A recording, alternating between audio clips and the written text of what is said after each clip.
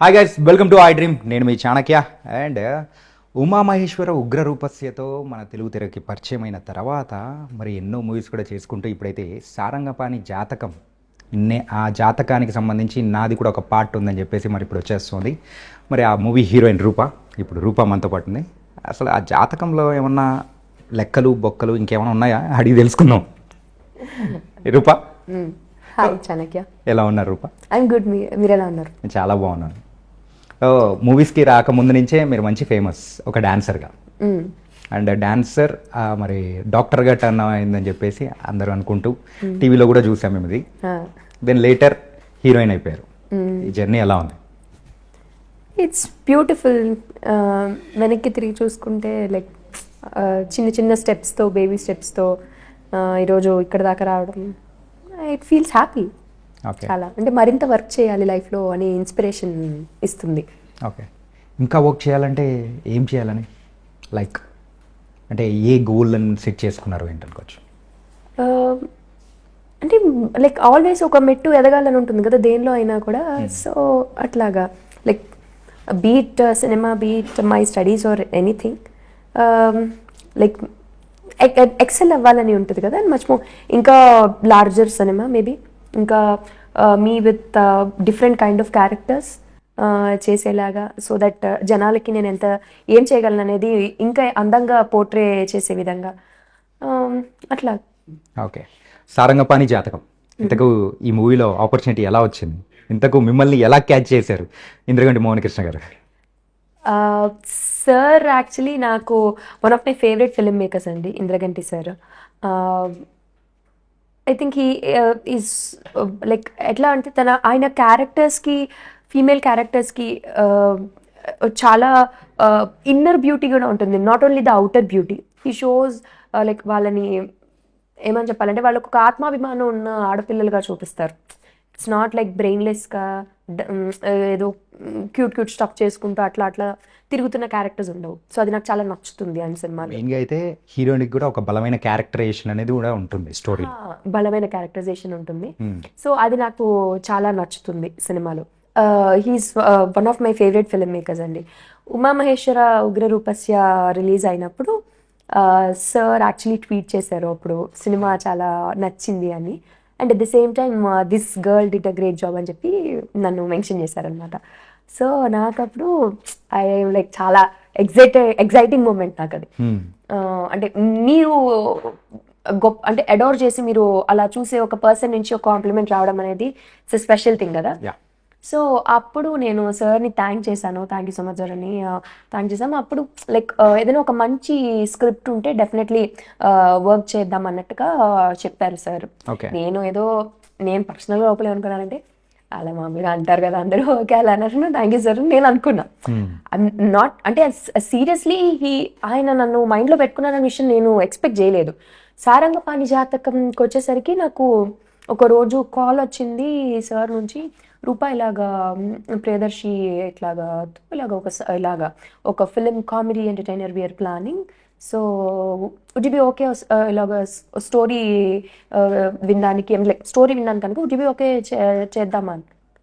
ఏం సార్ అడుగుతున్నాను, would you be okay ఏంటి సార్? రెక్కలు కట్టుకొని వస్తానే. నైట్ మీరు నిద్రపోలేదేమో? అవును కదా. అంటే నేను షాక్లో ఉండిపోయాను. ఫోన్ చేసి నన్ను వుడ్ యూ బి ఓకే అంటారేంటి ఆయన సినిమా చేయడానికి అని. రియలీ అది షాకింగ్ మూమెంటే నాకు.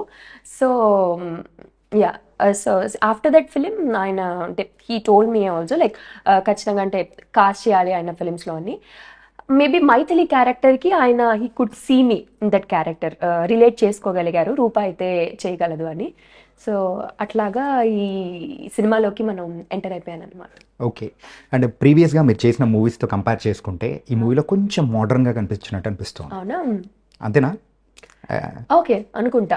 నేను సినిమా చూడలేదు కాబట్టి చెప్పొచ్చు. అవును అవును.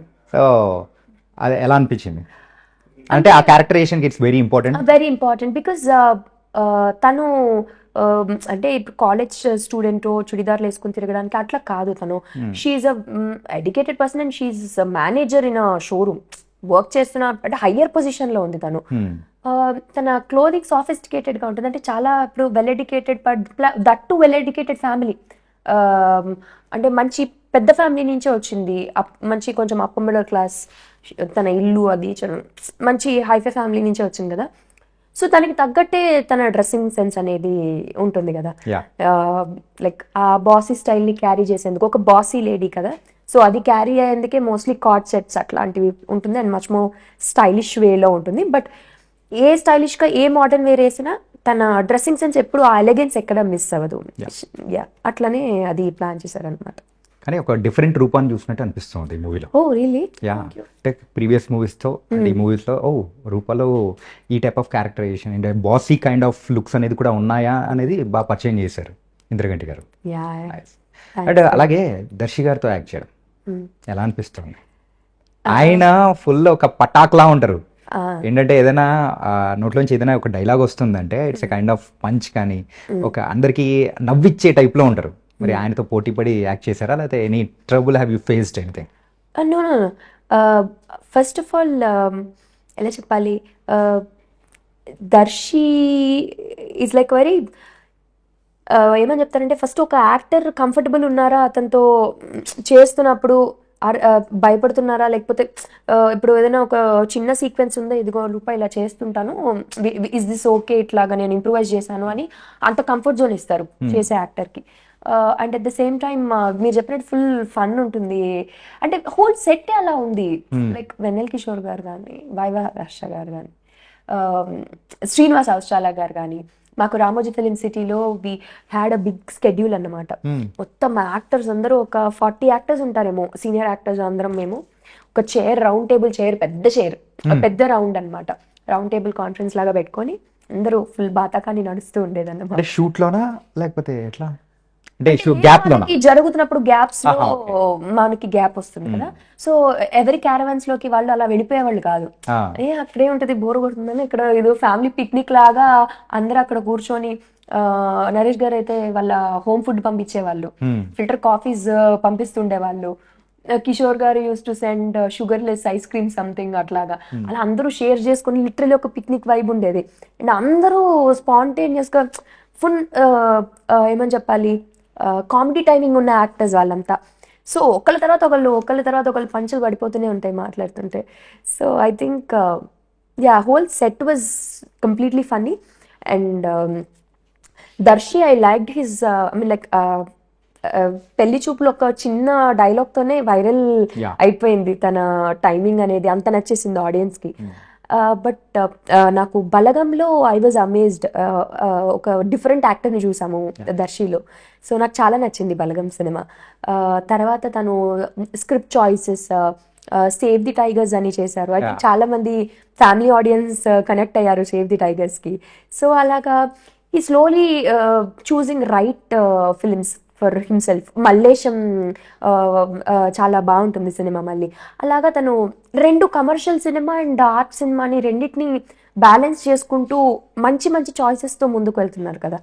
సో అలాంటి ఒక యాక్టర్తో when you get a chance to work with him, మీరు పెద్దగా ఆలోచించక్కర్లేదు, సినిమా షార్ట్ ఇది గ్యారంటీ అనే ఫీలింగ్ వస్తుంది అండ్ బాగుంటుంది కదా.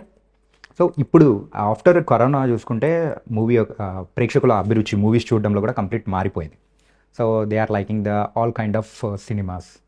ఏంటంటే జోక్ అంటే కామెడీ మూవీస్లో కూడా ఒక డిఫరెంట్ టైప్ ఆఫ్ కామెడీని ఎంజాయ్ చేస్తున్నారు, కానీ ఒక ప్యూర్ కామెడీ ఫిలిమ్స్ అనేది కూడా రావట్లేదు.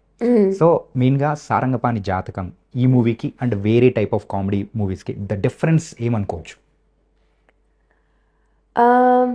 Difference first story difference. బా ఏం చెప్పారు తెలుసా అసలు. ఓకే సరే, విజయవాడలో అంతేనా? అంతే అంతే అంతే. Okay. So Sarangapani it's like first of all ఒక మంచి క్లీన్ ఫ్యామిలీ ఎంటర్టైనర్ అండి. యాజ్ యూ సెడ్, కరోనా తర్వాత మనం చాలా కొన్ని అంటే చాలా తక్కువగా వచ్చే కామెడీ ఫిలిమ్స్ వచ్చినా కూడా వచ్చినవన్నీ కూడా ఆల్మోస్ట్ హిట్స్ అయ్యాయి. ఎందుకంటే జనాలు కూడా కోరుకుంటున్నారు మంచి ఫన్ సినిమాలు చూడాలి, కొంచెంసేపు ప్రశాంతంగా నవ్వుకొని, ఎక్కువ బుర్రకి టెన్షన్ పెట్టకుండా, లైక్ ఇది అయి ఉంటుందా అని ఎక్కువ అంతంత ఆలోచించుకుంటా ప్రశాంతంగా సినిమా చూసేలాగా కోరుకుంటున్నారు. అట్లాగా I'm not saying we don't have a plot like that. Okay. Definitely they'll have their own speculations. But the thing is, అలాంటి ఒక ఫన్ కోరుకునే జనాలకి ఇది పర్ఫెక్ట్ ఫీస్ట్ లాంటిది అనమాట. మనం విందు భోజనం అంటారు కదా, అలాంటి సినిమా. ఫుల్ మీల్స్ థాలీ పెట్టారని డిసైడ్ అయిపోయారు అనమాట. డెఫినెట్గా. ఓ నైస్. ఓకే. అండ్ ఒక డాన్సర్గా మీరైతే ఎన్నో ప్రదర్శనలు అనేది కూడా వచ్చారు. I think I'm not wrong 200+. అది ఘంటసాల పవన్ కుమార్ గారి దగ్గర నేర్చుకోండి. ఎలా తెలుసు? ఏదో కొంచెం రీసెర్చ్ ఉంటుంది కదా, ఓకే ఓకే. సో నేర్చుకున్నారు. సో ప్రదర్శనలు ఇస్తూ వచ్చారు. మీకంటూ ఒక బ్రేక్ తీసుకొని వచ్చిన డాన్సింగ్ పాయింట్ కానీ లేదా సాంగ్ కానీ ఏదనుకోవచ్చు? బ్రేక్ తీసుకొచ్చిన సాంగ్ అంటే అంటే అందరికీ రూప అని తెలియడానికి గల రీజన్ అయిన సాంగ్ ఒకటి ఉంటుంది కదా. ఓ అట్లా అంటారా? అది నేను సర్ప్రైజింగ్లీ బాహుబలి సినిమాలో కవర్ సాంగ్ చేశాను టైటిల్ సాంగ్కి. ఇక్కడ విజయవాడలో మేము సరదాగా ఏదో షూట్ చేసాం. నేను ఎక్స్పెక్ట్ చేయలేదు అంత రీచ్ అవుతుందని. ఎంత రీచ్ అయిందంటే నాకు మన బాహుబలికి సౌండ్ డిజైనర్ కళ్యాణి మాలిక్ గారు నాకు ఆ టైంలో టెక్స్ట్ చేశారు, లైక్ ఇది బాహుబలి ఈ టీంకి చూపిస్తాము, లైక్ చాలా బాగా చేశారు రూప అని చెప్పి ఆయన ప్రైజ్ చేశారు ఆ టైంలో. నాకు అది from a girl from nowhere Vijayawada నుంచి వచ్చిన ఒక అమ్మాయికి it's a very big thing నాకు. అండ్ చాలా మీమ్ పేజెస్ వాళ్ళు కూడా షేర్ చేసి and it went viral simply to say. So అది జరిగిన తర్వాత నుంచి నాకు ఈ షార్ట్ ఫిల్మ్స్ రావడం, అంటే మిగిలిన ముందు వీడియోస్ అన్నిటికీ they have hit the media properly. అంటే లైక్ ఎలా చెప్పాలి, వాటన్నిటికీ ప్రాపర్ వ్యూవర్షిప్ వచ్చింది. ముందు వీడియోస్ వెళ్ళి చూశారు ఈ అమ్మాయి ఏం చేసింది ముందు అని చూసినప్పుడు అరే బాగా చేస్తుంది కదా అని ఫీల్ అయ్యే వాళ్ళు, ఎక్స్ప్రెషన్స్ అవి బాగున్నాయని అలాగా షార్ట్ ఫిల్మ్స్లోకి ఎంటర్ అయ్యి అట్లా అట్లా అట్లా. అండ్ సర్ప్రైజింగ్లీ నేను ఇచ్చిన డెబ్యూ ఫిలిం ఏ బాహుబలి కవర్ సాంగ్ చేశానో అదే ఆర్కా మీడియా ద్వారా నేను లాంచ్ చేశాను. అదే అంటే కోఇన్సిడెన్స్, షీర్ కోఇన్సిడెన్స్. ఓకే. అలాగే ఉమా మహేశ్వర ఉగ్ర రూపస్య అసలు యాక్చువల్గా ఒక డాన్సర్, డాక్టర్ అయ్యారు, ఓకే, 2 స్క్రాప్స్ వరకు okay, but coming to the మరి హీరోయిన్, సో ఇలా ఇలా ఏంటి ఇంకా ఎన్ని ఎక్స్ప్లోర్ చేయబోతున్నారు మీరు? తెలియదండి, చూడాలి, ఇంకా చూడాలా? చూడాలి. ఇట్స్ అంటే ఇట్స్ ఆల్వేస్ ఫన్. నాకు బోర్ అంటే ఒకే పని నాకు అలా చేయడం నాకు బోర్ కొడుతుందండి నిజంగా. అంటే ఈవెన్ అందరూ అంటున్నారు నేను అలా డాక్టర్గా నేను అదే కన్సల్టేషన్ రూమ్లో కూర్చోనా నెక్స్ట్ అని కూడా నేను అనలేను, నాకు బోర్ కొట్టేస్తుంది. అంటే ఐ మీన్ నాకు లైఫ్లో there should be some life in my life. Okay okay, నేను ఏదైనా కొత్తగా చేయాలి, కొత్తగా ప్రతి దానికోసం కొత్తగా నేర్చుకోవాలని ఉంటుంది నాకు. నేను ఇప్పుడు రీసెంట్గా కలరీ ఆర్ట్ ఉంటుంది కదా, కలరీ యుద్ధం అంటారు కదా, అది నేర్చుకుంటున్నాను రీసెంట్, కలరీ పట్టు. సో ఆ క్లాసెస్ జాయిన్ అయ్యా. నాకు ఎప్పుడు అలా కొత్త విషయాలు నేర్చుకోవడం, ఇంకేదైనా స్విమ్మింగ్ జాయిన్ అయ్యాను. సో అట్లా ఏదైనా న్యూగా చేయాలని ఉంటుంది. సేమ్ బోరింగ్ రొటీన్, అదే జిమ్లో, అదే ఇన్సైడ్ రూమ్స్లో, అదే థ్రెడ్మిల్స్, అట్లా నచ్చదనమాట. సో అలా చేయడం వల్ల ఇంకా కొత్తగా ఏం చేస్తానో నాకు కూడా తెలియదు మరి. Okay. And first movie opportunity అనేది కూడా ఎలా గ్రాప్ చేశారు? అంటే అప్పటికి మీరు ఆర్టిస్ట్ అవ్వాలని ఉండిందా, లేకపోతే యాక్సిడెంటల్గా మీరు ఒక హీరోయిన్ అయిపోయారు? అది కాస్టింగ్ కాల్ రిలీజ్ చేశారండి. తెలుగు అమ్మాయి కావాలి with some expressive eyes, dance చేసి ఉండాలి, యాక్టింగ్ స్కిల్స్ అని సమ్ ఫీచర్స్ రాసి కాస్టింగ్ కాల్ రిలీజ్ చేశారు. అప్పుడు నా ఫ్రెండ్స్ నాకు ఫార్వర్డ్ చేశారు, ఏ చూడు ఇవన్నీ నీకే సింక్ అవుతున్నాయి బాగా, అండ్ డస్కీ స్కిన్ ఉండాలని కూడా మెన్షన్ చేశారు. ఏ చూడు అవన్నీ నీకు సింక్ అవుతున్నాయి బాగా, ఒకసారి పంపించు ప్రొఫైల్ అని ర్యాండమ్గా. నేను నవ్వొస్తుంది. ఇంట్లో ఫొటోస్ ఉంటాయి కదా, 2-3 కాస్ట్యూమ్స్లో ఇంట్లో ఫోటోలు తీయించుకొని మా మమ్మీ చేత ఫోన్లో ఫొటోస్ తీయించుకొని అవి మెయిల్ చేశాను నేను. అండ్ ఒక ఆడిషన్ టేప్ మెయిల్ చేశాను, నా డాన్స్ వీడియోస్ లింక్స్. అంటే I'm very fortunate that Venkatesh మహాగారు లాంటి డైరెక్టర్స్తో నేను ఫస్ట్ ఫిలింలో చేశానని. సో అంటే కాస్టింగ్ కాల్లో ఆయన అవి షార్ట్ లిస్ట్ చేసి నన్ను యూ బీన్ షార్ట్ లిస్టెడ్ అని చెప్పి ఒక మెయిల్ వచ్చింది. సర్ప్రైజింగ్. నేను అంటే ఫ్రాంక్లీ స్పీకింగ్ నాకు దాంట్లో 3 యాక్టర్స్ ఉంటారని చెప్పి మెయిల్లో ఉంటుంది అనమాట కాస్టింగ్ కాల్లో. సరే ఏదో ఒక 3 యాక్టర్స్లో ఒక యాక్టర్కైనా అయి ఉంటుందిలే, సరే వెళ్దామని చెప్పి ఐ వెంట్ దేర్. ఆడిషన్ అంతా అయిపోయింది. తీసుకెళ్ళి ఎక్కడో సందు చివర టీ స్టాల్ ఉంటుంది కదా, అక్కడికి తీసుకెళ్ళి లైక్ నేనేమనుకున్నా అంటే ఫోటోలు తీస్తారు కదా, ఏమైనా ఫొటోస్ అక్కడ పార్క్ లాంటి ఏరియా, అది కొంచెం పార్క్ ఏరియా లాగా అలా ఉందన్నమాట, స్పేస్లో చేసాము. సో అలా పార్క్ ఏరియాలో ఎక్కడికైనా తీసుకెళ్ళి ఏమైనా పిక్చర్స్ తీయడానికి తీసుకెళ్తున్నారేమో అనుకున్నా. మార్నింగ్ నుంచి 1 full day ఆడిషన్ జరిగింది నాకు, ఓకే. రకరకాల టాస్క్లు. ఫిష్ మార్కెట్లో ఫిషెస్ అమ్ముతున్నట్టు అమ్ము అని. అంటే లైవ్ గా మీకు ఆడిషన్ అయితే చేశారు లైవ్ లొకేషన్స్ లో? నో, ఇది happened in the room, C space లో జరిగింది. అంతా అయిపోయిన తర్వాత ఎక్కడికో తీసుకెళ్లారు. సో నేను ఇంకేదైనా పిక్చర్ సెషన్ అనుకుంటే ఒక టీ కొట్ లాంటిది ఉంటుంది అక్కడ, అందరూ టీ తాగుతుంటారు. ఆ ఏరియాకి తీసుకెళ్ళి నా చేతిలో ఒక ఏదైనా స్పీకర్, బ్లూటూత్ స్పీకర్ పెట్టి వెళ్ళి అక్కడికి వెళ్ళి డాన్స్ చెయ్యి అని అడిగారు అనమాట. నాకు అంటే నాకేం అర్థం కాల. So I was embarrassed and అక్కడికి వెళ్ళి నేను డాన్స్ చేయడం మొదలు పెట్టాక టీ తాగా ప్రతి ఒక్కళ్ళు యూట్యూబ్ లో ఉంటారు కదా కొంతమంది, ర్యాండమ్ గా వచ్చి అక్కడికి వచ్చి డాన్స్ చేస్తారు. సో ఆ బ్యాచ్ అని అనుకున్నారో, కొంతమంది ఆ టీ తాపేసి కొంతమంది వింతగా చూశారు. ఇంకేమో అదేం పట్టించుకోకుండా మనం చేసి వచ్చేసాం అనమాట. ఐ థింక్ ఆ ఫన్నీ క్లిప్స్ అన్ని ఉన్నాయి వాళ్ళ దగ్గర, టీమ్ దగ్గర. ఫ్లాష్ మాప్ చేసి వచ్చారు. అది నాకు తర్వాత తెలిసింది ఈ సినిమా రీమేక్. సో అలా ఫ్లాష్ బాబ్ నేను ఎంతవరకు అంత పెద్ద క్రౌడ్ ముందు చేయగలను అనేది టెస్ట్ చేయడానికి అలా చేశారని.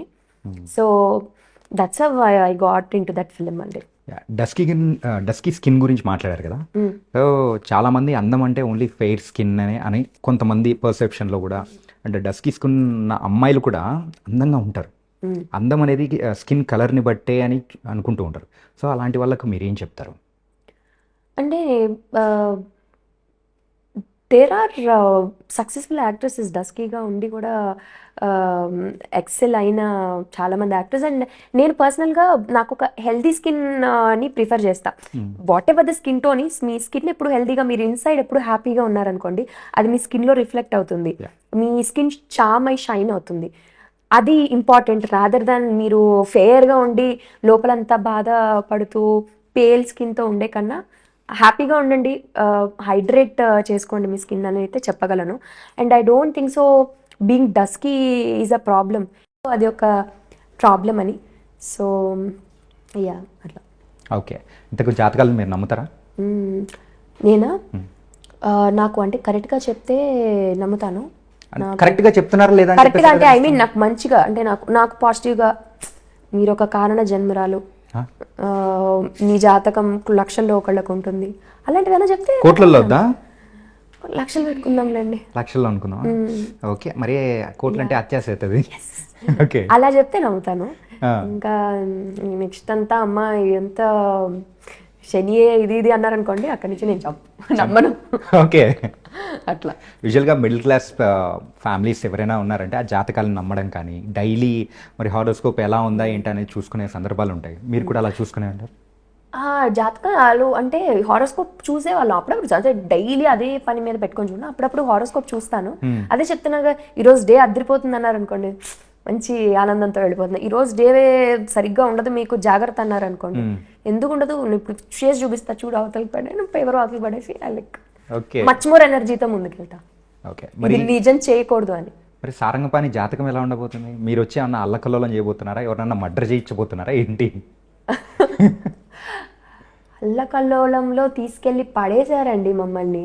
నిన్న ఇంద్రగంటి గారితో మాట్లాడేటప్పుడు చెప్పారనమాట, నార్మల్ గా ఉన్న పాండ్ లో జస్ట్ ఒక రాయేస్తే ఎలాంటి వేవ్ ఎట్లా వస్తుందో, సో అలాగే ఉండబోతుంది అని చెప్పేసి. అబ్బా కరెక్ట్ గా చెప్పారు. ప్రశాంతంగా ఉన్న మా జీవితాలన్నిట్లో ఆయన కష్టంలో పడి మమ్మల్ని అందరినీ కష్టాల్లో పడేశారు. లైక్ దర్శీస్ క్యారెక్టర్ సారంగపాణి కష్టంలో పడి మమ్మల్ని అందరినీ దానిలోకి తీసుకొచ్చి మేము ఎటు వెళ్ళలేక ఇంకా సాగరాన్ని ఇదేలాగా చేశారు. ఓకే. ఇంతకు ఇదేరా లేదా? అది మీరు సినిమాలో చూస్తే తెలుస్తుంది. ఓకే. అంటే ఈ జాతకం గురించి మన తెలుగు ఇండస్ట్రీలో వచ్చిన మూవీస్లలో ఆ ఒక్కటి అడక్కు అని చెప్పి రాజేంద్ర ప్రసాద్ గారి మూవీ ఉంటుంది. జాతకం నమ్మి అబ్బా ఏం చేశారు అని చెప్పేసి అనిపిస్తుంది. సో ఆ కైండ్ ఆఫ్ షేడ్స్ ఏమన్నా ఎక్స్పెక్ట్ చేయొచ్చా మూవీలో? షేడ్స్ అంటే ఒకటి, మీరు జాతకాలు నమ్మే పాయింట్ ఒకటి, ఇట్స్ అంటే ఆ సినిమాలో కూడా అలాగే జాతకాలను ఎక్కువగా పిచ్చిగా నమ్ముతారు హీరో. అదర్ దాన్ దట్ అంటే ఇక్కడ సినిమా జరిగే విధానం కానీ ఇవన్నీ అంటే దానికి దీనికి సిమిలారిటీస్ ఉంటుందని నేను అనుకోను. ఆ టోన్ ఆఫ్ ద ఫిలిం అంటే హ్యూమరస్ టోన్ ఉంది కదా ఆ కామెడీ ఫిలింలో, ఆ టోన్ అయితే క్యారీ అవుతుంది. బట్ ఐ కాన్ సే అది ఇది ఒక సెట్ కి సంబంధించిన ఒకే సెక్టార్ కి సంబంధించిన సినిమాలని నేను చెప్పలేను. ఓకే. సో డిఫరెన్స్ అయితే ఉండబోతుంది. డిఫరెన్స్ ఖచ్చితంగా ఉంది. ఓన్లీ దట్ ఇద్దరు అలాగ బిలీవ్ చేయడం అనేది ఒక కామన్ పాయింట్, బట్ ఇది కంప్లీట్లీ డిఫరెంట్ అనమాట. మరి తెలుగు అమ్మాయి ఇప్పుడైతే మంచి మంచి ఆపర్చునిటీస్ అనేది కూడా తీసుకుంటూ ముందుకెళ్తున్నారు. ఇంకా నెక్స్ట్ ఏం చేయబోతున్నారు? నెక్స్ట్ ఇంకా నేనేం సైన్ చేయలేదండి exactly, but I'm hearing to few scripts. But అవి జరిగినప్పుడు చెప్తే బాగుంటుంది కదా. ఓకే, ఇప్పుడు చెప్పారు. అంటే తెలుగు అమ్మాయిలకి ఎక్కువగా ఆపర్చునిటీస్ రావు అని చెప్పేసి అని అంటూ ఉంటారు. ఇస్ ఇట్ ట్రూ అనుకోవచ్చా, లేదనుకోవచ్చా? అంటే తెలియదు, అంటే మేబీ అది వాళ్ళ సినిమా యొక్క స్క్రిప్ట్ బట్టి డిపెండెంట్ కదండి. వాళ్ళ స్క్రిప్ట్కి అది ఆ పాత్ర సెట్ అవుతుంది అనుకుంటే వాళ్ళు కాస్ట్ చేస్తారు. ఇట్స్ అప్ టు దెమ్ అనేది